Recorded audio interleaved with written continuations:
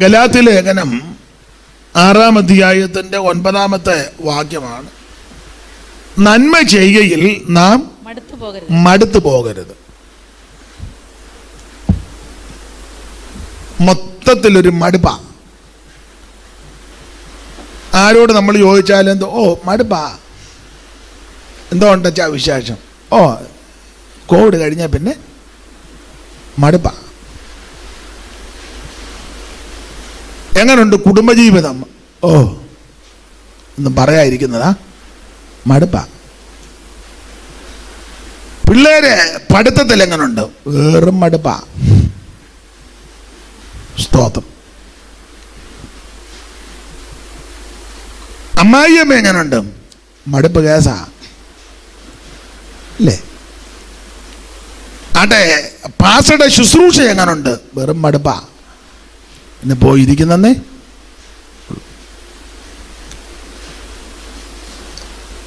നിങ്ങളെ ഔദ്യോഗിക മണ്ഡലങ്ങളിൽ ചിലരെ എടുത്ത് ചോദിച്ചേ, അവിടെ മടുപ്പാ. അപ്പൊ ചുരുക്കി പറഞ്ഞാൽ മിക്ക മേഖലകളിലും സ്ഥലങ്ങളിലും വിഷയങ്ങളിലുമെല്ലാം മടുപ്പാ. അതുകൊണ്ട് പൗലോസ് ഇവിടെ എടുത്ത് പറയുന്ന ഒരു പ്രയോഗമാണ് മടുത്തു പോകരുത്. ദൈവമക്കൾ, ഒരു വിഷയത്തിലും ദൈവമക്കൾ മടുത്തു പോകരുത്. ആരാധനയിലും പ്രാർത്ഥനയിലും കൂട്ടായ്മയിലും ജീവിതത്തിലും ദൈവം നമുക്ക് നൽകുന്ന എല്ലാ മേഖലകളിലും ദൈവമക്കൾ മടുത്തു പോകരുത്. കർത്താവ് അങ്ങനെ പറഞ്ഞ മടുത്തു പോകാതെ പ്രാർത്ഥിക്കണമെന്ന. സ്തോത്രം. ദൈവമക്കൾ ഒരു വിഷയത്തിലും മടുത്തു പോകരുത്. ഗലാത്യ ലേഖനം വളരെ ആത്മീക പാഠങ്ങൾ ഉൾക്കൊള്ളുന്ന ഒരു നല്ല ലേഖനമാണ്. ലേഖനത്തെ പറ്റി ഒന്നും പറയുന്നില്ല. 1-ാം അധ്യായത്തിൽ പറഞ്ഞു, വേറൊരു സുവിശേഷമായിട്ട് ആൾക്കാർ വരും, അതിന് വശപ്പെടരുത്. 2-ാം അധ്യായത്തിൽ പൗലോസ് പറഞ്ഞു, നിങ്ങൾ നന്നായിട്ടൊക്കെ ഓടി വളരെ സൂക്ഷിച്ചോണം. 3-ാം അധ്യായത്തിൽ 2-ാം അധ്യായത്തിൽ പറഞ്ഞു, നുഴഞ്ഞു കയറ്റക്കാർ വരും, അവരെയും സൂക്ഷിച്ചോണം. നുഴഞ്ഞു വന്നിരിക്കുന്നു. അപ്പൊ സുവിശേഷത്തിന്റെ സത്യം നിങ്ങളോടുകൂടെ നിലനിൽക്കണം. സുവിശേഷത്തിന്റെ സത്യം, അതാണ് 2-ാം അധ്യായത്തിൽ ഒരു പാഠം. 3-ാം അധ്യായത്തിൽ പറഞ്ഞു, ബുദ്ധിയില്ലാത്ത ഗലാത്യരെ, യേശുക്രിസ്തു ക്രൂശിക്കപ്പെട്ടവനായി വരച്ച് കിട്ടിയിരിക്കെ നിങ്ങളെ ആരായി മയക്കിയത്? ചെറിയ ഈ ആനയ്ക്കാ മയക്കുവെടി വെക്കുന്നത്. ഇപ്പൊ യോഗത്തിന് വന്നെല്ലാം മയക്കുവെടി കൊണ്ട പോലെ. പിന്നെ ഇപ്പൊ അന്തരീക്ഷം മഴയുണ്ട്. സ്തോത്രം. ഈ ദൈവവുമായിട്ട് നല്ല ബന്ധത്തിൽ നിൽക്കണം, ഇല്ല മയക്കം ഉണ്ടാകും. ആട്ടെ, 3-ാം അധ്യായത്തിൽ ചോദിക്കാം, നിങ്ങളെ ആരാ ഇങ്ങനെ മയക്കിയത്? മയക്കം പിടിച്ചാലുള്ള കുഴപ്പം എന്നാന്ന് ചോദിച്ചാൽ 4-ാം അധ്യായത്തിലുണ്ട്. മയക്കം പിടിച്ചു കഴിഞ്ഞാൽ നിങ്ങൾ ദിവസങ്ങളും മാസങ്ങളും കാലങ്ങളും ആണ്ടുകളും എല്ലാം പ്രമാണിക്കും. മയക്കം പിടിച്ചാലുള്ള കുഴപ്പമാണ്. ദിവസവും മാസവും ഇന്ന് അധികം സമയം എടുക്കരുത്. കൃത്യം 1:30 ആകുമ്പം നിർത്തണം. അതിനാ ഉത്രാട ചന്തയാ. തിരിച്ചു പോകുമ്പം വേണം എല്ലാം മേടിച്ചോണ്ട്.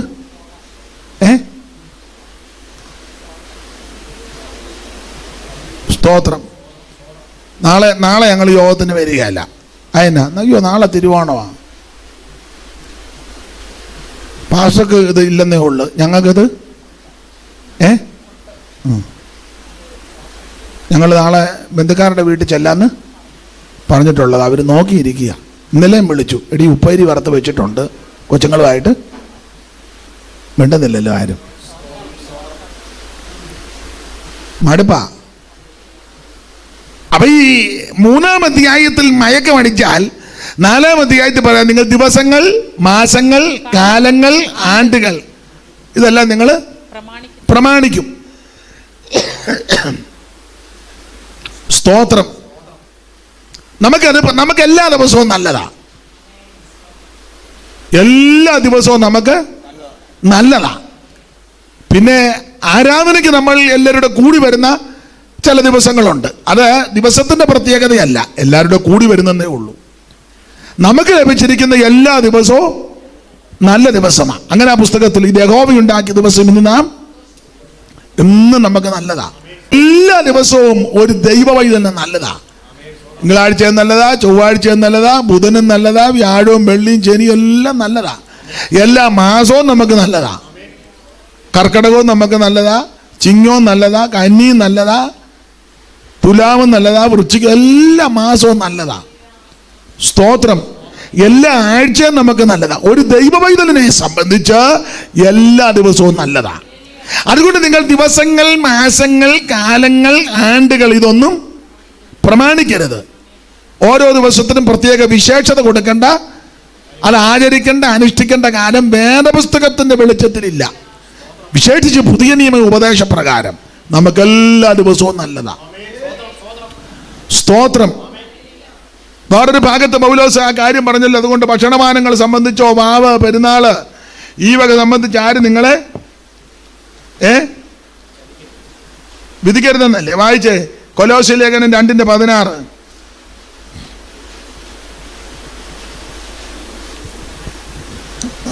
അതുകൊണ്ട് ഭക്ഷണപാനങ്ങൾ സംബന്ധിച്ചോ പെരുന്നാള്, വാവ്, ശബത്ത് കാര്യത്തിലും ആരും നിങ്ങളെ വിധിക്കരുത്. ഇതൊന്നും വിധിക്കരുത്. അത് ന്യായപ്രമാണത്തിലെ വിഷയങ്ങൾ ലേവ്യ പുസ്തകമൊക്കെ എടുത്ത് 23-ാം അധ്യായമോ സംഖ്യാപുസ്തകം 10-ാം അധ്യായമോ ഒക്കെ ചേർത്ത് പഠിക്കേണ്ടത്. ആ ഭാഗത്തേക്ക് പോകുന്നില്ല. ഭക്ഷണപാനങ്ങളെ സംബന്ധിച്ച് വിധിക്കരുത്. മിക്കവാറും ചോദിക്കുക, നാളെ അടപ്രഥമനാന്നോ അതോ അരിപ്പായസമാണോ? എൻ്റെ അമ്മാമ്മയെ തേങ്ങ പിടിയാനൊന്നും വയ്യ, അതുകൊണ്ട് സേമിയ മേടിച്ച് വെച്ചേക്കുക. മിണ്ടുന്നില്ല. ഞാൻ പായസം കഴിക്കുന്നതിനെതിരല്ല, പായസം എനിക്കിഷ്ടമാണ്. ഈ ചടങ്ങായി പറഞ്ഞത്. ഉപ്പേരി വറക്കുന്നത് തെറ്റല്ല, സാവകാശവും സൗകര്യം ഉണ്ട്, വറുത്തോണം. അതിനെതിരെ ചടങ്ങായി പറഞ്ഞു തരുന്നത്. അന്നത്തെ ദിവസം ഒരു പ്രത്യേക ചടങ്ങും പ്രത്യേക ഭക്ഷണവും, ഓരോ ദിവസത്തിനും ചില ആചാരങ്ങളുണ്ടല്ലോ, അതനുസരിച്ച് ദൈവമക്കൾക്ക് പാടില്ല. ഈസ്റ്ററിൻ്റെ അന്ന് തന്നെ അപ്പവും താറാവ് കറിയും അത് പ്രശ്നമാണ്. അപ്പവും താറാവ് കറിയും സൗകര്യമുണ്ട്, എന്നും കഴിച്ചു. പിന്നെ കൊളസ്ട്രോളോട് നോക്കിക്കോണം. കേക്ക് കഴിക്കുന്നതിന് ഞാനില്ല. ക്രിസ്തുമസ് കേക്ക് അതാ പ്രശ്നം. കേക്ക് കഴിക്കുന്നതിന് ഒരു കുഴപ്പമില്ല. എന്നും കേക്ക് കഴിച്ചോ. ഷുഗർ ഇല്ലെങ്കിൽ രാവിലെ ഉച്ചയ്ക്കും വൈകിട്ടും ദാവീദ് പറഞ്ഞ പോലെ 3 നേരം പ്രാർത്ഥിക്കുന്ന പറഞ്ഞ പോലെ 3 നേരം കേക്ക് കഴിച്ചു. പക്ഷെ ഇത് വിഷയമാകരുത്. സ്തോത്രം. സ്തോത്രം. പിള്ളേരെ ഓണം ഉണ്ണാൻ വിടുകയും ചെയ്യരുത്. ശരിയാകുകയല്ല. ഉപവാസ പ്രാർത്ഥന ചെന്നില്ലെങ്കിൽ അങ്ങനെ ഒന്നാതെ ബോധമുള്ളവനല്ല. എന്തായാലും വിളിച്ച് ഊപിയെങ്കിൽ പിന്നെ ലോകം കൂടെ കേൾക്കും. അതുകൊണ്ട് കാര്യം നിങ്ങൾ പൊക്കോ, ഞാൻ ഉച്ച കഴിഞ്ഞ് അങ്ങോട്ട് ചെല്ലും, മേടിച്ച് കെട്ടും. സ്തോത്രം. സ്തോത്രം. ഇങ്ങനെയുള്ള ആചാരങ്ങളെ, അനുഷ്ഠാനങ്ങളെ, ചടങ്ങുകളെ, മാമൂലുകൾ പാടില്ലെന്നായി പറഞ്ഞത്. തിന്നാലും കുടിച്ചാലും കൊള്ളാം, കർത്താവിൻ്റെ നാമം മഹത്വപ്പെട്ടോണം. ചടങ്ങുകൾ ബലഹീന വിശ്വാസി ഇത് കാണുമ്പോൾ പ്രയാസം ഉണ്ടാകുമെന്ന്, അവൻ്റെ വിശ്വാസത്തിന് ഭംഗം വരുത്തരുത്. ആ ഭാഗം അങ്ങ് വിടുക. അപ്പൊ 4-ാം അധ്യായത്തിൽ നിങ്ങൾ ദിവസങ്ങൾ, മാസങ്ങൾ, കാലങ്ങൾ, ആണ്ടുകൾ ഇതെല്ലാം നിങ്ങൾ പ്രമാണിക്കുന്നു. അത് തെറ്റാണെന്ന് അവിടെ കൊടുത്തിരിക്കുന്നതിൻ്റെ ആശയം. 5-ാം അധ്യായത്തിൽ ആമൻ സ്തോത്രം, ആത്മാവിനെ അനുസരിച്ച് നടക്കണം. സ്തോത്രം. ജഡത്തിന്റെ പ്രവൃത്തികളെ തകർക്കണം. ആത്മാവിന്റെ ഫലത്തിൽ അവൻ നിറഞ്ഞു ജീവിക്കണം. ഇതാണ് 5-ാം അധ്യായത്തിലെ വിഷയം. 6-ാം അധ്യായത്തിലേക്ക് വരുമ്പോൾ ആമൻ സ്തോത്രം, പ്രധാനപ്പെട്ട ഒരു വിഷയമുണ്ട്, അത് ഞാൻ പറയത്തില്ല, വാക്യം അങ്ങ് പറഞ്ഞേക്കാം. 6:6. പുതിയ നിയമത്തിൽ ദശാംശമില്ല, പുതിയ നിയമത്തിൽ ഓഹരിയാ. ദശാംശത്തെക്കാളും കൂടുതലാ ഓഹരി. പഴയ നിയമ പ്രമാണവും പഴയ നിയമ ഇസ്രായേലിന് കൊടുത്തിരുന്നത് ആ ദശാംശ പ്രമാണം. പുതിയ നിയമത്തിലേക്ക് വരുമ്പോൾ ദശാംശമല്ല, ഓഹരിയാ കൊടുക്കേണ്ടത്. സ്തോത്രം. അത് ഇന്ന് പറയുന്നില്ല. സ്തോത്രം. അത് പറയുമ്പോൾ പിന്നെ ചിലർക്ക്, നിങ്ങൾക്ക് വന്നിരിക്കുന്നവർക്കല്ലെങ്കിലും മനപ്പീഡ ഉണ്ടാകും. വെറുതെ എന്തിനാ അസ്വസ്ഥത ഉണ്ടാക്കുന്നത്. എന്നിട്ട് 6-ാം അധ്യായത്തിന്റെ 9 പറയുകയാണ്, നന്മ ചെയ്യുകയിൽ മടുത്തു പോകരുത്. ദൈവമക്കൾ മടുത്തു പോകരുത്. ഒരു വിഷയത്തിലും ദൈവമക്കൾ മടുത്തു പോകരുത്. ഒന്ന് രണ്ട് കാര്യങ്ങൾ എന്തിലൊക്കെ മടുക്കരുത്. ഒന്ന്, നാം തിരുവചനം പഠിക്കുമ്പോൾ ഈ പടക്കി വരുന്ന ശത്രുക്കളെ കണ്ട് ദൈവമക്കൾ മടുത്ത് ക്ഷീണിക്കരുത്. ഇത് അപശ്രദ്ധിക്കുക. ദൈവമക്കൾ മടുത്തു പോകരുത്, ക്ഷീണിക്കരുത്. എന്ത്? നമുക്കെതിരെ വരുന്ന ശത്രുവിന്റെ പടകെടുപ്പിനെ കണ്ട് ദൈവമക്കൾ മടുത്തു പോകരുത്.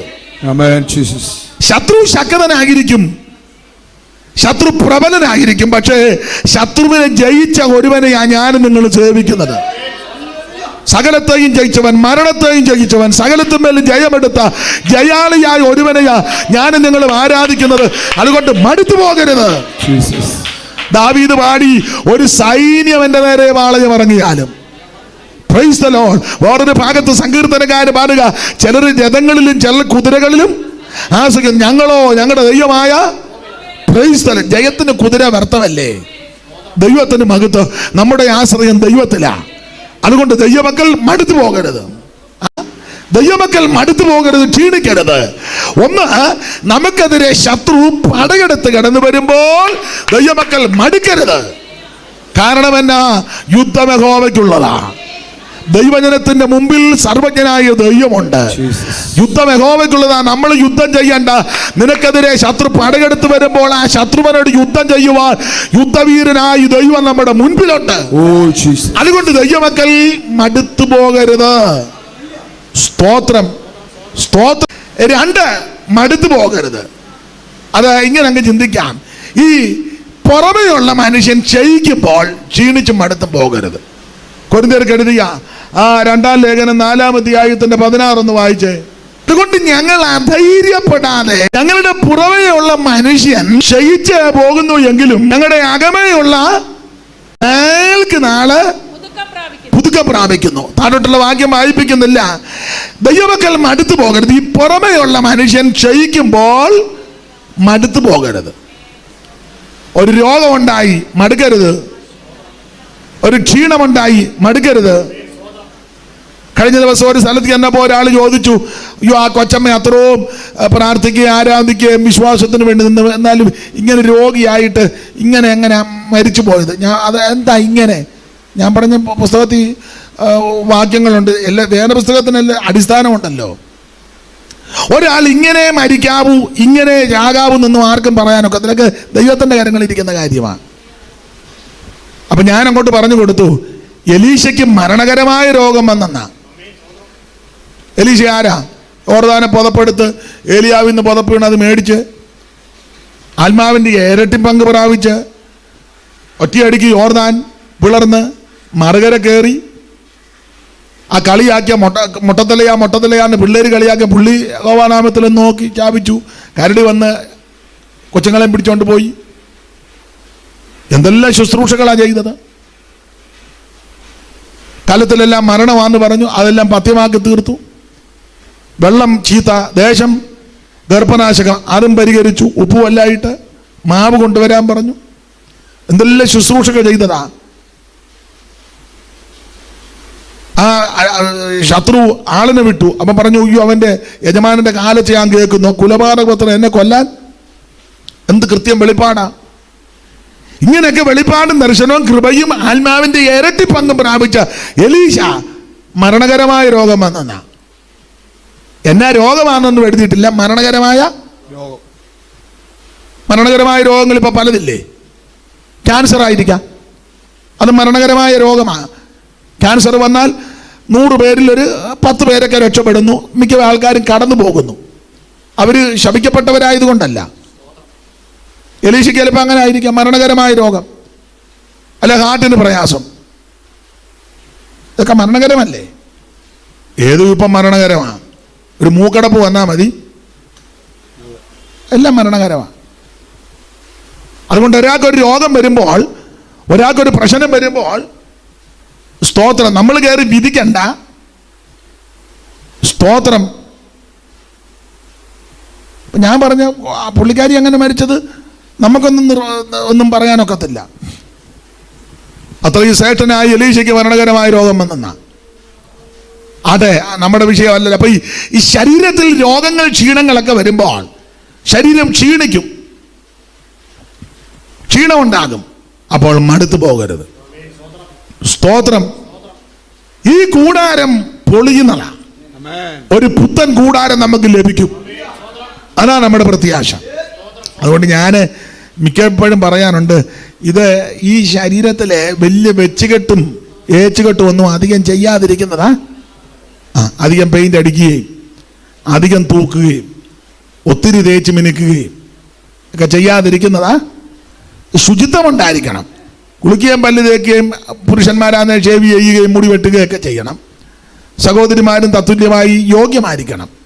അല്ലാതെ ഈ വെച്ചുകെട്ട് ഏച്ചുകെട്ട് ഒന്നും വെക്കരുത്. കാരണം ഇത് തകർന്നു പോകുന്നതാ.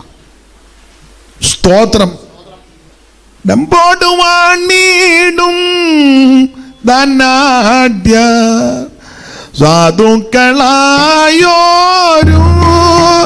ഡമ്പോടുവാണീടും ധനാഢ്യ സാധുക്കളായോരും എല്ലാരും അന്ത്യ ഒരുപോലെ ലോകം എല്ലാരും അന്ത്യ ഒരുപോലെ ലോകം ഇല്ലാതെ വെടിഞ്ഞിടോ നീയതോ മറക്കാതെ ആനന്ദമേറും ജീവകാലം അറിയും നിഴൽ പോലെ നീയതു മറക്കാതെ ഓ ആനന്ദമേറും നിൻ ജീവകാലം അറിയും നിഴൽ പോലെ നീയതു മറക്കാതെ. അപ്പൊ ശ്രദ്ധിക്കുക, ദൈവമക്കൾ മടുത്തു പോകരുത്, ക്ഷീണിക്കരുത്. ഈ ഉപവാസ പ്രാർത്ഥനയിൽ ആരും ക്ഷീണിക്കരുത്, ആരും മടുത്തു പോകരുത്. ഒന്ന്, നമുക്ക് വിരോധമായി ശത്രു പടയെടുത്ത് വരുമ്പോൾ ദൈവമക്കൾ മടുക്കരുത്. യുദ്ധം ചെയ്യുവാൻ നമുക്ക് വേണ്ടി ദൈവം മുൻപിലുണ്ട്.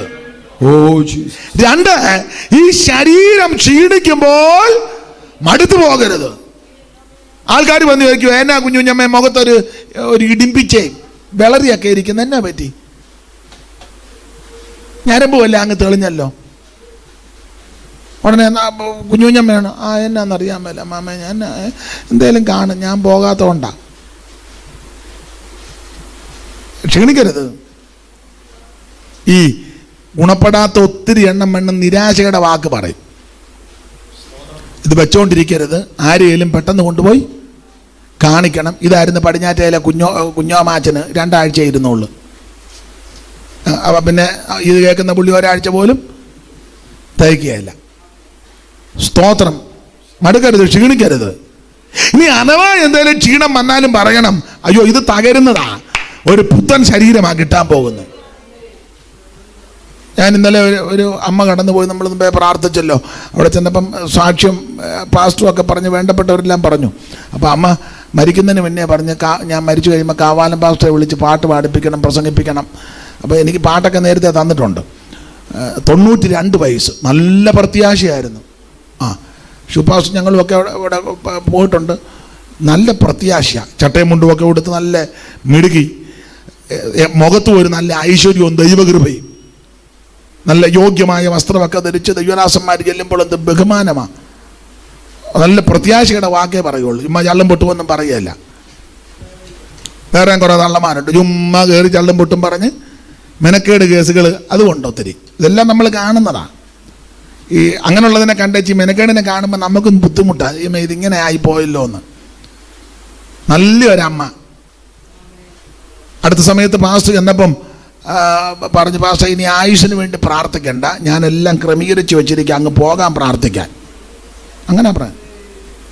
അപ്പോൾ കഴിഞ്ഞ 91 വയസ്സ് തികഞ്ഞപ്പം അമ്മച്ചി പറഞ്ഞു, വീട്ടിൽ പ്രാർത്ഥന വെക്കണം, ദൈവമക്കളെല്ലാം വന്ന് പ്രാർത്ഥിക്കണം. എനിക്ക് 91 വയസ്സായി.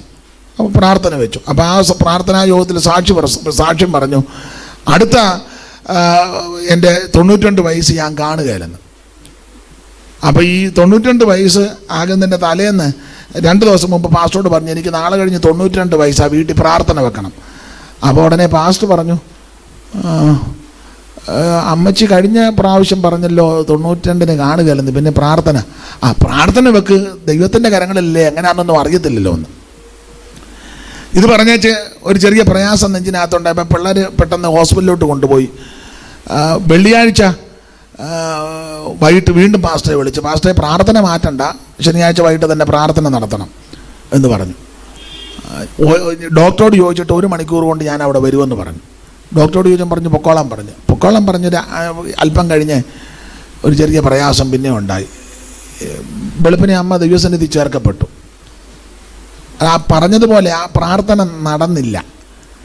തലേ വർഷം പറഞ്ഞത് അടുത്ത പ്രാവശ്യം ഞാൻ കാണുകയില്ലെന്ന്. അതുപോലെ പ്രത്യാശയായിരുന്നു, നല്ല പ്രത്യാശ, എല്ലാം ക്രമീകരിച്ച് വെച്ചിരിക്കുകയായിരുന്നു. ഇനി വേറൊരു വിഷയം, അമ്മ പ്രസവിച്ച മക്കളില്ല. പക്ഷെ ഞാൻ ഇന്നലെ അവിടെ ചെന്നപ്പം പറഞ്ഞു, 8ഉം 10ഉം മക്കളുള്ളവരെക്കാൾ നന്നായിട്ടായിരുന്നു ജീവിച്ചതും. ഇനി ശവസംസ്കാര ശുശ്രൂഷ അങ്ങനെ തന്നെ. ആങ്ങളുടെ മക്കൾ നല്ല പൊന്നെ പോലാണ് നോക്കുന്നത്. നല്ലൊരമ്മയായിരുന്നു. സ്തോത്രം. ഞാൻ പറഞ്ഞത് പുതുവാക്കലെ കടന്നുപോയ കുഞ്ഞപ്പിച്ചായൻ്റെ പെങ്ങളാ മേരി കൊച്ചമ്മ. നല്ലൊരമ്മയായിരുന്നു, നല്ല പ്രത്യാശി. അമ്മയുടെ അനിയത്തി പൊന്നമ്മാമ്മ മരിച്ചപ്പം ഈ അമ്മയും ഞാനും കൂടെ വെളുക്കുവോളം ഇരുന്ന് പാട്ട് പാടിയത്. അന്നേരം എന്നോട് പറഞ്ഞു, ഞാൻ മരിച്ചു കിടക്കുമ്പോഴും വന്ന് പാട്ട് പാടണം. ഞാൻ പറഞ്ഞു, ഞാൻ ഉണ്ടെങ്കിൽ വരാം എന്ന്. അങ്ങനെ വലിയ കാര്യമാണ്. കൂടെ എന്നെ വിളിക്കും. ഞാൻ ഷൂപ്പാസ്റ്ററൊക്കെ കൂടെ പോയിട്ടുണ്ട്. നല്ല പ്രത്യാശ. അമ്മയ്ക്ക് ഈ പുറമേയുള്ള മനുഷ്യൻ ക്ഷീണിക്കുന്നൊന്നും വിഷയമല്ലായിരുന്നു. ഇപ്പം നിങ്ങൾ പറയാം 92 ഉള്ളത് അള്ളക്ക് ഇനിയിപ്പം എന്നാന്ന് ആയിരിക്കും നിങ്ങളുടെ നോട്ടം വരുമ്പം കാണുമ്പം എനിക്കത് അങ്ങനെ തോന്നുന്നുണ്ട്. 92 ആണെങ്കിലും കൊള്ളാം, 90 ആണെങ്കിലും കൊള്ളാം, 60 ആണെങ്കിലും കൊള്ളാം, 50 ആണെങ്കിലും കൊള്ളാം, 30 ആണെങ്കിലും കൊള്ളാം, ക്ഷീണിച്ചു പോകരുത്. സ്തോത്രം. നല്ല പ്രത്യാശയുള്ളവരായിരിക്കണം. അപ്പോൾ ദൈവമക്കൾ മടുത്തു പോകരുത്, ക്ഷീണിക്കരുത്. ഈ പുറമെയുള്ളവൻ ക്ഷയിച്ചാലും അകമയുള്ളവൻ ബലപ്പെട്ടു വരണം. Praise the Lord. ആട്ടെ, മടുത്തു പോകാതെ ദൈവമക്കൾ മുന്നേറണം. 3, ദൈവമക്കൾ മടുക്കരുത്. 1-2 കാര്യം കൂടെ പറഞ്ഞ് പെട്ടെന്ന് നിർത്താം. കർത്താവിൻ്റെ ശുശ്രൂഷയിൽ മടുത്തു പോകരുത്. കൊരിന്ത്യർക്ക് എഴുതിയ 2-ാം ലേഖനം 4-ാം അധ്യായത്തിന്റെ 1 വായിച്ചേ. ദൈവമക്കൾ, കർത്താവിൻ്റെ വേലക്കാർ ശുശ്രൂഷയിൽ മടുത്തു പോകരുത്. വേലയിൽ ആരും മടുത്തു പോകരുത്. അയ്യോ, ഞാൻ വേലയ്ക്ക് ഇറങ്ങിയതാണല്ലോ ഇങ്ങനെ ആയിപ്പോയത്, എൻ്റെ ജോലി ഞാൻ ഉപേക്ഷിച്ചേച്ച് ഇറങ്ങി. ഈ ജോലി ഉപേക്ഷിക്കുന്ന ഒരു കാര്യം ശ്രദ്ധിക്കണം. ദൈവം വ്യക്തമായിട്ട് പറഞ്ഞെങ്കിലേ ജോലി കളയാവൂ. ചുമ്മാ പിച്ചും പിരാന്തും കേട്ടോണ്ട് നല്ല ജോലി ഇരിക്കുന്നവരോട് ചുമ്മാ ആരെങ്കിലും തലയൊക്കെ വെച്ച് പറയും, മകനെ നിന്നെ വേലയ്ക്ക് കണ്ടെന്ന്. ആര്? അത് ജോലി റിസൈൻ ചെയ്തു.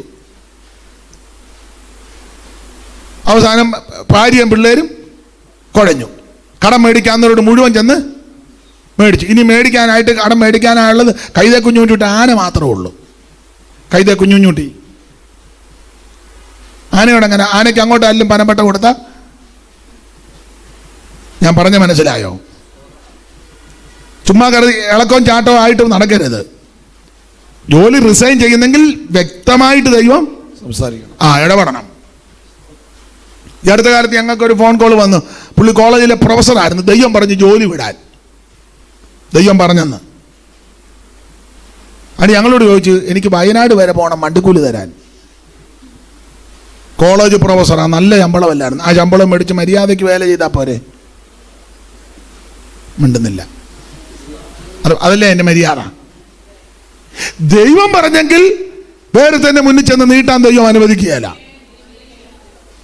ചുമ്മാ ഇളക്കം കയറിയപ്പം അങ്ങനെയിരിക്കുമ്പോൾ ഈ കുന്തളിപ്പുണ്ടാകും. ഇളക്കവേ തമ്പേറടിയും ഈ ഒച്ചയും ബഹളവും മൈക്കും ലൈറ്റും എല്ലാം കൂടെ കാണുമ്പോൾ ഇവൻ ഇളകി വേലക്കിറക്കിയെന്ന്. എന്നാൽ കർത്താവ് തന്നെ വിളിച്ചെങ്കിൽ നീ ഇറങ്ങണം. അത് പ്രവാചകൻ തലയെ കൈവച്ചല്ല, ഇളക്കപ്പരിപ്പത്തിനല്ല. കൺവെൻഷന് പോയപ്പോൾ അവിടുത്തെ ആളും തെള്ളും ബഹളവും മണ്ടിയും ഓളിയും എല്ലാം കിടക്കണം. അന്നാ ഇന്ന് രാത്രി വേലയ്ക്ക് ഇറങ്ങേണ്ടത് ദൈവം വ്യക്തമായിട്ട് ഇടപെടണം. അങ്ങനെ ഇറങ്ങുന്ന വേല ചെയ്യുന്ന നീ ശുശ്രൂഷയിൽ മടുത്തു പോകരുത്, ക്ഷീണിക്കരുത്. നല്ല ധൈര്യത്തോടെ നിൽക്കണം. വിളിച്ച ദൈവം വിശ്വസ്തന, പുലർത്താൻ വിശ്വസ്തന, സഹായിപ്പാൻ വിശ്വസ്തന. ശുശ്രൂഷയിൽ ദൈവമക്കൾ മടുത്തു പോകരുത്. ഒരു കാര്യം കൂടെ പറഞ്ഞു വാക്ക് നിർത്താം. കർത്താവിന് മഹത്വം. നിങ്ങൾ അടുത്തത് മടുത്തു പോകരുത്. എന്തിന്? അന്യന്മാർക്ക് വേണ്ടി കഷ്ടം സഹിക്കുന്നതിൽ മടുക്കരുത്. നമുക്കുള്ള കഷ്ടമല്ല, മറ്റുള്ളവർക്ക് വേണ്ടി നാം കഷ്ടം സഹിക്കും, അതിൽ മടുക്കരുത്. ഉദാഹരണം, അമ്മായിയമ്മ ക്ഷീണിതയായിട്ട് കിടക്കുന്നു. ഹോം നേഴ്സിനെ വെക്കാതെ ആരോഗ്യമുണ്ടെങ്കിൽ നീ തന്നെ ശുശ്രൂഷ ചെയ്യുക, മടുക്കരുത്.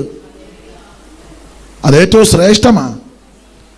അപ്പനോ അമ്മയോ രോഗിയായി കിടക്കുക, അവരെ ശുശ്രൂഷിക്കുന്നു, മടുക്കരുത്. അവർ അന്യരല്ല, മാതാപിതാക്കളാ. എന്നിരുന്നാലും ഉദാഹരണം പറയുക, നമ്മുടെ കൂട്ടുവിശ്വാസിക്ക് ഒരു ക്ഷീണമുണ്ടായി, ആത്മീകമായിട്ടോ ഭൗമികമായിട്ടോ ശാരീരികമായിട്ടോ എങ്ങനെയാട്ടെ, അവരെ നമ്മൾ ഹെൽപ്പ് ചെയ്യണം. വാക്ക് കൊണ്ടോ പ്രവൃത്തി കൊണ്ടോ സമീപനം കൊണ്ടോ സംസാരം കൊണ്ടോ ചെയ്തി കൊണ്ടോ ചെയ്വന കൊണ്ടോ. മടുത്തു പോകരുത്. അയ്യോ ഞാൻ ഈ സഭയെ വന്നാന്നല്ലോ എനിക്ക് ഈ ചതിവ്, മടുക്കരുത്. സ്തോത്രം. ക്ഷീണിച്ചു പോകരുത്. മറ്റുള്ളവർക്ക് വേണ്ടി കഷ്ടം സഹിക്കണം, അതൊരു വരമാണ്. എല്ലാവർക്കും ഒക്കത്തില്ല.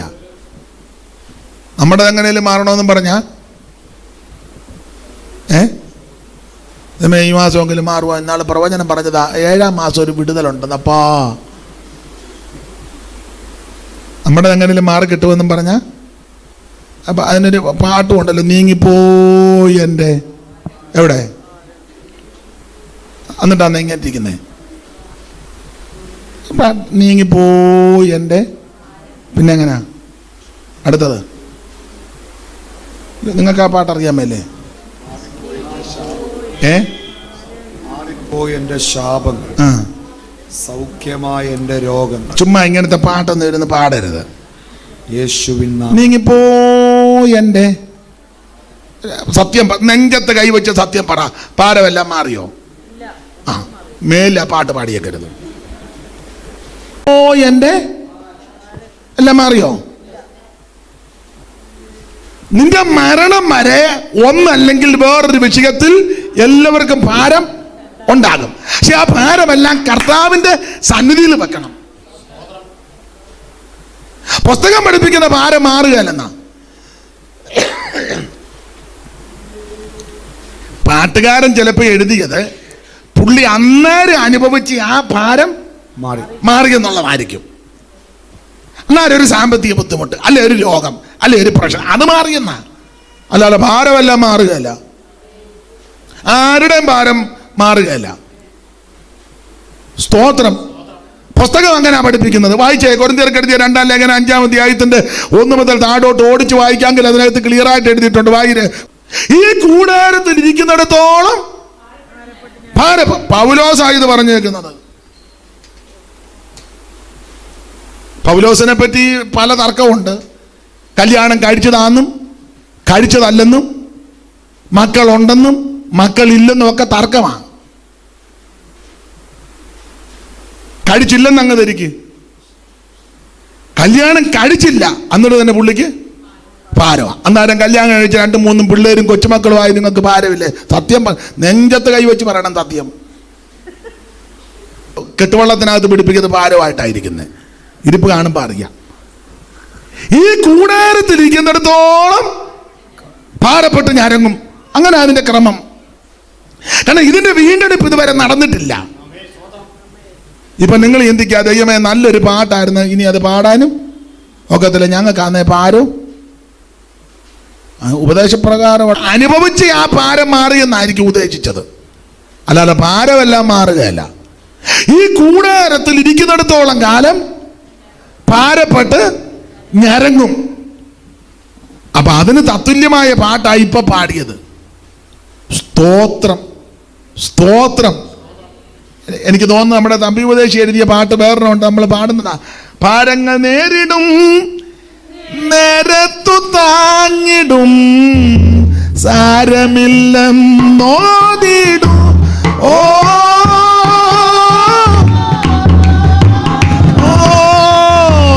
ഭാരങ്ങൾ നേരിടും, നേരത്തു താങ്ങിടും, സാരമില്ലെന്നോതിടും.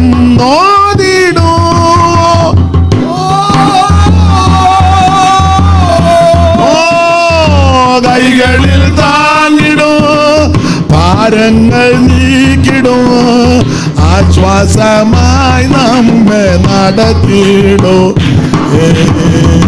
കൈകളിൽ താങ്ങിടോ, ഭാരങ്ങൾ നീക്കിടോ, ആശ്വാസമായി നമ്മെ. ഓ ഒരുങ്ങിടാം പ്രിയരേ മോദമായി, പ്രിയന്റെ ശബ്ദവും കേൾക്കാറായി ഒരുങ്ങിടാം പ്രിയന്റെ ശബ്ദവും കേൾക്കാം. കരമുയർത്തി ദൈവത്തിന് മഹത്വം കൊടുക്കാം.